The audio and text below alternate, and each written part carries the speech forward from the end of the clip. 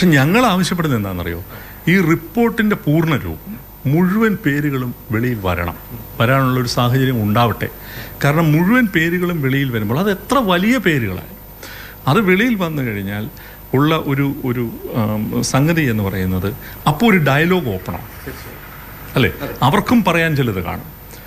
അത് അവർ പറയേണ്ടത് ഈ നാട്ടിലെ നിലനിൽക്കുന്ന നീതിന്യായ വ്യവസ്ഥയോട് കൂടിയാണല്ലോ. അതിനൊരു പ്രത്യേക അന്വേഷണ സംഘമൊക്കെ ഇപ്പോൾ രൂപീകരിക്കപ്പെട്ടിട്ടുണ്ടല്ലോ. അതിലൂടെ താണ്ടി നമ്മൾ വരുമ്പോൾ ഈ ഒരു പക്ഷേ നമ്മളിപ്പോൾ പ്രതീക്ഷിക്കുന്ന രീതിയിൽ ഈ ഇൻഡസ്ട്രിയിലൊരു വലിയ നവീകരണം ഉണ്ടാകുമായിരിക്കാം. പക്ഷേ അതിന് തീർച്ചയായിട്ടും നിയമപരമായിട്ടുള്ള പരിമിതികളുണ്ടാവാം. അതാണല്ലോ ഇപ്പോൾ ബഹുമാനപ്പെട്ട ഹൈക്കോടതി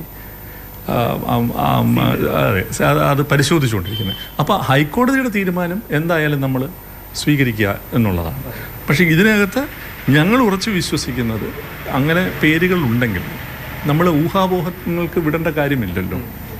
അത് ഒരു പ്രോസസ്സിലൂടെ കടന്ന് പോകേണ്ടതാണ്. പക്ഷെ അതിനകത്ത് അത്തരം ആഗ്രഹങ്ങൾക്ക് വിഘാതമായി നിൽക്കുന്ന രീതിയിലുള്ള ഉപാധികളോ നിബന്ധനകളോ ഉണ്ടെന്നുള്ളത് റിപ്പോർട്ടിലോ അല്ലെങ്കിൽ ജസ്റ്റിസ് ഹേമ കമ്മീഷൻ സർക്കാരിനടുത്തൊരു കത്തിനെ കുറിച്ച് പറയുന്നുണ്ട്, സർക്കാരിൻ്റെ നിലപാടിനെ കുറിച്ച് പറയുന്നുണ്ട്, വിവരാവകാശ കമ്മീഷൻ, ഇങ്ങനെ ഒരുപാട് കോൺസ്റ്റിറ്റ്യൂഷനിലും അല്ലാത്തതുമായിട്ടുള്ള ബോഡികൾ ചേർന്നിട്ട് ആണല്ലോ ഈ റിപ്പോർട്ടിനെ ഇപ്പോൾ കൈകാര്യം ചെയ്തുകൊണ്ടിരിക്കുന്നത്. ഇത് മുഴുവനും വിശകലനം ചെയ്തിട്ട് ബഹുമാനപ്പെട്ട ഹൈക്കോടതി അതിനകത്തൊരു തീരുമാനം എടുക്കട്ടെ.